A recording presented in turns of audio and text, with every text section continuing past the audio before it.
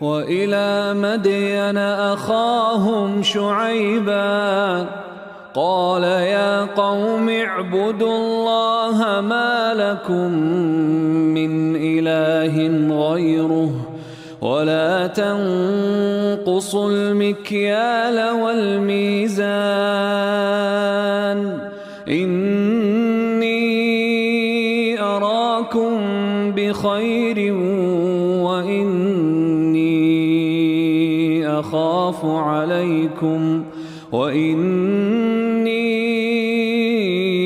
أخاف عليكم عذاب يوم محيط ويا قوم أوفوا المكيال والميزان بالقسط ولا تبخسوا الناس أشياءهم ولا تعثوا في الأرض مفسدين بقية الله خير لكم إن كنتم مؤمنين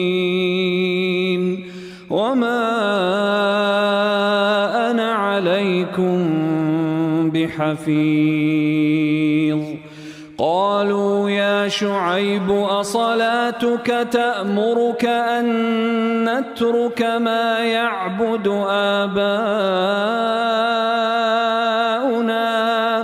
أو أن نفعل في أموالنا ما نشاء إنك لأنت الحليم الرشيد قال يا قوم أرأيتم إن كنت على بينة من ربي ورزقني منه رزقا حسنا وما أريد أن أخالفكم إلى ما أنهاكم عنه إن أريد إلا الإصلاح ما استطعت وما توفيقي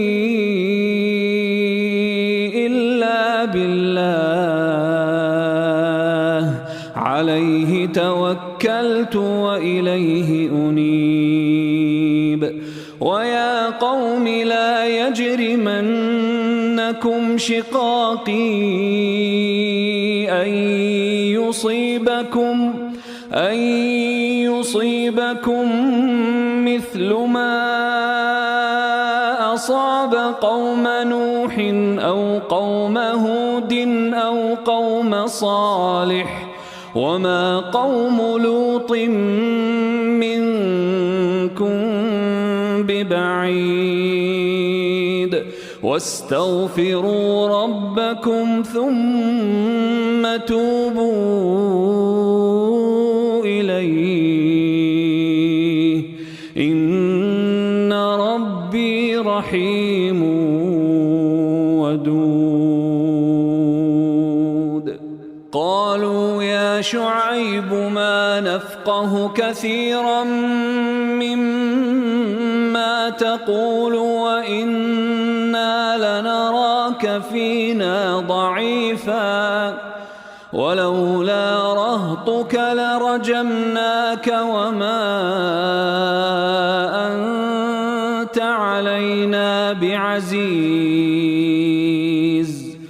قال يا قوم أرهطي أعز عليكم من الله واتخذتموه وراءكم ظهريا إن ربي بما تعملون محيط ويا قوم اعملوا على مكانتكم إني عامل سوف تعلمون من يأتيه عذاب يخزيه ومن هو كاذب وارتقبوا إني معكم رقيب ولما جاء أمرنا نجينا شعيبا والذين آمنوا معه برحمة منا وأخذت الذين ظلموا الصيحة فأصبحوا في ديارهم جاثمين كأن لم يغنوا فيها ألا بعدا لمدين كما بعدت ثمود.